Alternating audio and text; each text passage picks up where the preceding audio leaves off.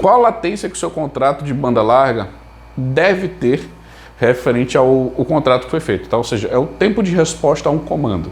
Latência é tipo, apertei aqui no controle, foi. Apertei, voltou. Latência é o tempo de resposta. Imagine que eu apertasse e não foi. E agora aparecesse. Então a latência foi maior, o tempo de resposta. Na forma de você entender, é mais ou menos isso para ficar mais fácil. Se você precisar de alguma dúvida, não conseguir entender exatamente o que é latência, me manda um comentário que eu tento te explicar um pouco mais. Não acredito, mas eu acredito que assim vai ser mais fácil de você entender. Clicou no comando, ele tem um tempo de resposta. Se ele está demorando, é porque esse tempo de resposta, ou seja, a latência, está mais alta do que o normal. Então, essa latência, pensando na internet, é isso. Você mandou um comando, você espera que ele volte rápido. Só que ele não volta rápido. Então, a latência pode influenciar isso, por exemplo, quando a empresa ela tem sistemas que precisam de uma velocidade maior. Não necessariamente só internet. Normalmente é algum sistema que precisa de informação e aí pode acontecer o travamento e tem diversas possibilidades que aí se você for falar com alguém de TI, você vai ver que a latência impacta um pouco, principalmente a produtividade das pessoas. Se você tiver latência pelo menos no nível adequado ou no nível necessário, aí você tem mais, vamos dizer, tranquilidade que o serviço está sendo ofertado e entregue da melhor maneira possível. Então, latência é isso que você verifica, tá bom? Então, a resolução 574 é onde tem esses parâmetros. E eu estou te passando isso porque se você tiver algum problema, além de eu te explicar aqui, você pode falar com a prestadora e dar esse argumento. Isso facilita para você fazer reclamação, tá bom? Então, existe um período chamado período de maior tráfego, PMT, que é de 10 da manhã às 10 da noite, ou 22 horas. Nesse período é que a prestadora é principalmente obrigada a entregar esse resultado, ou seja, essa conexão.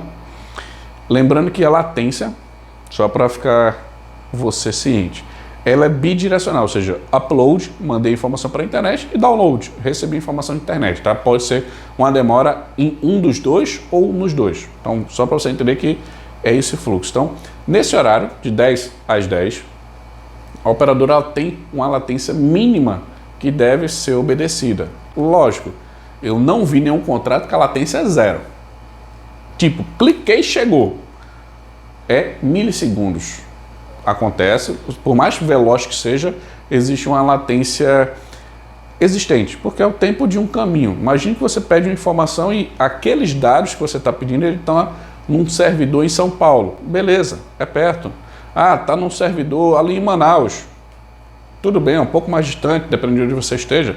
Se ele estiver nos Estados Unidos, se estiver na Europa, então existe um tempo para que aquela informação vá e que aquela informação volte. Depende também de onde aquela informação está guardada para saber se essa latência vai ser muito alta ou não. E também, quando você tem problema, vamos dizer assim, que você tem vários prestadores nesse meio de caminho, é mais difícil de você identificar quem é que está com a latência alta. E aí você também tem que avaliar essa questão do tipo, você tem um contrato em uma estrutura que é de um prestador, mas você tem uma comunicação até um outro lado para você receber de outro prestador.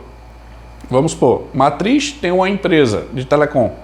Ah, tá com um contrato de X empresa, mas a filial é com outra empresa. Então essa comunicação entre elas tem um momento que passa por uma e passa por outra. Só para você entender como é que funciona também. E aí pode ter problema que você tem que identificar onde está essa latência. Mas você falando com o prestador de serviço, ele vai conseguir identificar isso se é na rede dele ou se é na outra rede. Porém, existe a latência mínima, vamos assim, visando meios terrestres, de 80 milissegundos, ou 0,08 segundos.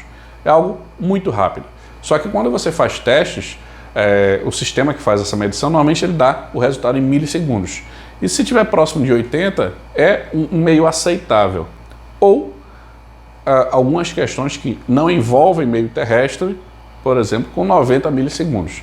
Então, se tiver neste prazo, nessas duas composições, é aceitável você ter uma conexão.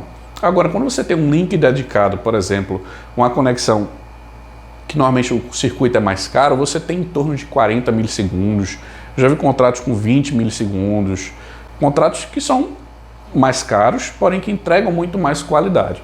Isso aqui você vai ver muito mais nos contratos, como é que eu posso dizer assim, ofertados para qualquer empresa adquirir. Ah, é um contrato aqui de 200 e poucos reais, 100 e poucos reais, lógico, depende da velocidade, né?